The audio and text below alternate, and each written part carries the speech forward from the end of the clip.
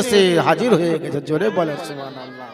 সুবহানাল্লাহ। ছেলেটি দোয়া শেষ করার পর পিছন থেকে ঘুরে দেখছে তো মা যেমন ভাবে বলেছিলেন এইরকম রং হবে, এইরকম কায়া কাটিং হবে, এইরকমই দেখতে হবে, তোমার দোয়া শেষ হবে না, তার আগেই আল্লাহ তোমার কাছে পৌঁছে দেবে।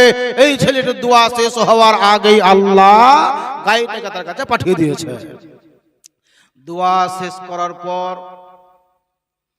বাপ যেমন বাচ্চাটাকে নিয়ে গেছিল জঙ্গলের ভিতরে, বেটা এবারে ওই গায়ের গলাতে হাত দিয়ে বাবা বাড়ির দিকে নিয়ে চলে এলো। মাকে বলছে, মা গো এই দেখো তুমি যেমন বলেছিলে গো মা, ওই ধরনের একটি আমি গায়ে হঠাৎ করে আমার কাছে হাজির হলো। মা বলছে, বেটা আমি যে গাইটাকে দেখছি রে বাবা, ছোটবেলাতে যেটা আমার বাড়িতে লালিত পালিত হয়েছে তার যে একটা সংকেত বা নিদর্শন ছিল, অন্য কোনো গায়ের মধ্যে ছিল না রে বেটা।